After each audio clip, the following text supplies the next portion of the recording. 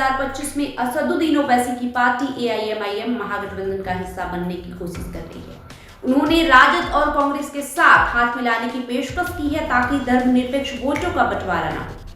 AIMIM के बिहार अध्यक्ष अख्तरुल ईमान ने कहा कि वे महागठबंधन के साथ मिलकर चुनाव लड़ने के लिए अपनी ईमानदारी दिखाना चाहते हैं। एआईएमआईएम के बिहार अध्यक्ष अख्तरुल ईमान ने कहा है कि उन्होंने महागठबंधन के सहयोगियों के साथ चुनाव लड़ने के लिए संपर्क किया है। वे चाहते हैं कि धर्मनिरपेक्ष वोटों का बंटवारा ना हो और एआईएमआईएम को भाजपा की बी टीम ना कही जाए। अख्तरुल ईमान ने कहा है कि हम महागठबंधन के साथ मिलकर चुनाव लड़ने के लिए अपनी ईमानदारी दिखाना चाहते हैं। अब गेंद उनके पाले में है। उन्होंने ये भी कहा कि राजद ने हमारे एमएलए छीन लिए, लेकिन हम उसे भूलकर नई शुरुआत करने के लिए तैयार हैं। अगर वे हमारा प्रस्ताव स्वीकार नहीं करते हैं तो वे बाद में ये नहीं कह सकते हैं कि हमने मुस्लिम वोटों को विभाजित किया।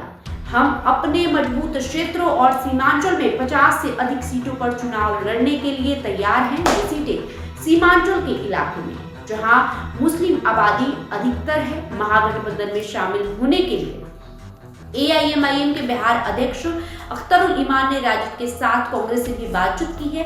वे चाहते हैं कि सभी धर्मनिरपेक्ष पार्टियां मिलकर चुनाव लड़े ताकि बीजेपी को हराया जा सके। राजद के प्रवक्ता मृत्युंजय तिवारी ने एआईएमआईएम के प्रस्ताव पर कहा है कि बिहार की जनता ने तेजस्वी यादव को मुख्यमंत्री बनाने का फैसला कर लिया है। उन्होंने कहा कि लालू प्रसाद यादव ने हमेशा सांप्रदायिक ताकतों से लड़ाई लड़ी है और कभी समझौता नहीं किया है। उन्होंने एआईएमआईएम को वोट कटवा पार्टी बताया और कहा कि इससे लोगों की उम्मीदें को कोई नुकसान नहीं होगा। उन्होंने ये भी कहा कि पार्टी एआईएमआईएम के प्रस्ताव पर विचार जरूर करेगी। आपको बता दें 2020 के विधानसभा चुनाव में एआईएमआईएम ने उपेंद्र कुशवाहा की रालोसपा और बीएसपी के साथ गठबंधन किया था। एआईएमआईएम ने 20 सीटों पर चुनाव लड़ा था और 5 सीटें जीता था। एआईएमआईएम ने जो 5 सीटें जीती वे मुस्लिम बहुल सीमांचल इलाके में है। ये जिले अररिया, पूर्णिया, कटिहार और किशनगंज है। बसपा ने 78 सीटों पर चुनाव लड़ा था लेकिन सिर्फ 1 सीट पर जीत मिली। रालोसपा ने 99 सीटों पर चुनाव लड़ने के बाद भी खाता नहीं खोल पाई थी। हालांकि एआईएमआईएम के 4 एमएलए मोहम्मद इजहार असफी, शाहनवाज आलम, सैयद रुकनुद्दीन और अजहर नईमी जून 2022 में राजद में शामिल हो गए थे। अब अख्तरुल ईमान ही पार्टी के एकमात्र एमएलए बचे हुए हैं जो कि बिहार में पार्टी के प्रदेश अध्यक्ष भी हैं। बिहार का सीमांचल इलाका पश्चिम बंगाल से सटा हुआ है। यहाँ मुस्लिम आबादी अधिकांश है। किशनगंज जिले में 67% मुस्लिम मतदाता है। वहीं कटिहार में 38%, अररिया में 32% और पूर्णिया में 30%। 2020 में एआईएमआईएम ने मुस्लिम बहुल इलाकों में अच्छा प्रदर्शन किया था। कई लोगों का मानना है कि एआईएमआईएम ने राजद और कांग्रेस के वोटों में सेंध लगाई जिससे भाजपा और उसके सहयोगी जदयू को फायदा हुआ। 2020 के चुनाव में एनडीए ने 243 सीटों वाली विधानसभा में बहुमत हासिल किया था। उसे 125 सीटें मिली थी जो बहुमत के आंकड़े 122 से थोड़ी ही ज्यादा थी। राजद ने 144 सीटों पर चुनाव लड़ा और 75 सीटों पर जीत मिली। वो सबसे बड़ी पार्टी बनकर उभरी थी। वहीं कांग्रेस ने 70 सीटों पर चुनाव लड़ा जबकि 19 सीटों पर जीत दर्ज हुआ। सीपीआईएमएल ने 19 सीटों पर चुनाव लड़ा और 12 सीटों पर जीत मिली। सीपीआई ने 6 सीटों पर चुनाव लड़ा और 2 सीटों पर जीत मिली। सीपीएम ने 4 सीटों पर चुनाव लड़ा और 2 सीटें जीता। वहीं महागठबंधन ने कुल 110 सीटों पर जीत दर्ज की। लेकिन अब महागठबंधन में कुछ बदलाव हो गए हैं। मुकेश सहनी की वीआईपी जिसने 2020 में एनडीए के साथ मिलकर 11 सीटों पर चुनाव लड़ा था और 4 सीटों पर जीत हासिल की थी। अब राजद के नेतृत्व वाले महागठबंधन में वीआईपी भी शामिल हो गई है। वहीं पशुपति कुमार पारस की रालोजपा ने भी अप्रैल में एनडीए छोड़ दिया था। माना जा रहा है कि वो भी महागठबंधन में शामिल होने के लिए बातचीत कर रहे। रिपोर्ट्स की माने तो एआईएमआईएम महागठबंधन में 20 से 25 सीटों की मांग कर रही है जो एक बड़ी समस्या बन सकती है। राजद के एक सूत्र ने इसे लेकर बताया है कि सबसे बड़ी समस्या ये है कि इतने सारे सहयोगियों को कैसे समायोजित किया जाए। उन्होंने कहा है कि एआईएमआईएम 25 सीटों की मांग कर रही है और राजद 10 से ज्यादा सीटें नहीं दे सकती। राजद कांग्रेस को 50 सीटें देने को तैयार है जो 2020 में मिली सीटों से 20 कम है। वामपंथी दलों को 30 सीटें मिल सकती है।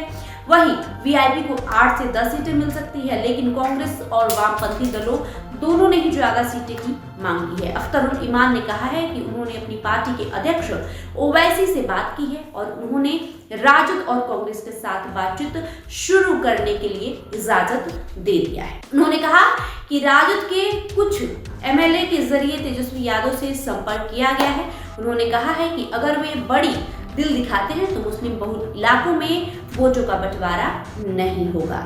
उन्होंने ये भी कहा कि एआईएमआईएम ने 2020 के चुनाव में भी महागठबंधन में शामिल होने का अनुरोध किया था, लेकिन राजद ने कोई जवाब नहीं दिया और हमने अलग से चुनाव लड़ा। हमारी ओर से एक और प्रयास है ताकि बाद में भी हमें बीजेपी का बी टीम ना कह सके।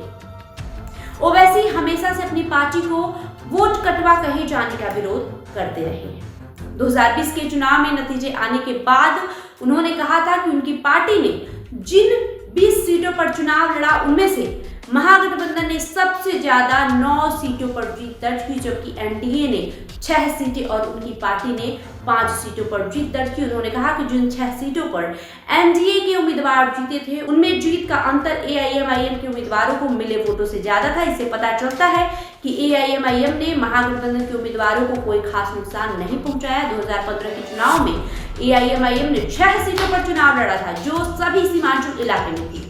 उसके उम्मीदवारों को भारी हार का सामना करना पड़ा था। सिर्फ एक उम्मीदवार ही अपनी जमानत बचा पाया।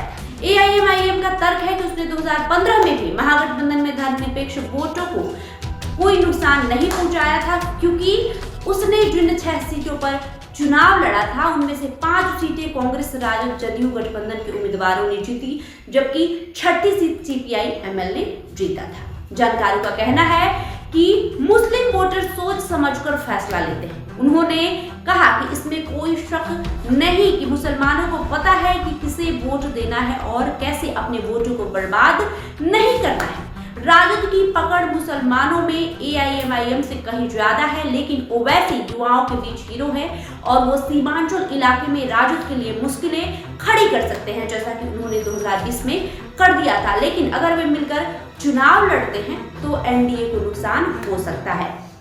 3 मई को सीमांचल इलाके में एक रैली को संबोधित करते हुए ओवैसी ने लोगों से एनडीए और राजद को सबक सिखाने का आगाह किया था। उन्होंने दावा किया था कि उनकी पार्टी इस बार सीमांचल इलाके की सभी 24 सीटों पर जीत दर्ज करेगी। बहरहाल आपका इस वीडियो को लेकर जो भी प्रतिक्रिया होगा कमेंट बॉक्स में लिखते जाइए। बहुत बहुत शुक्रिया।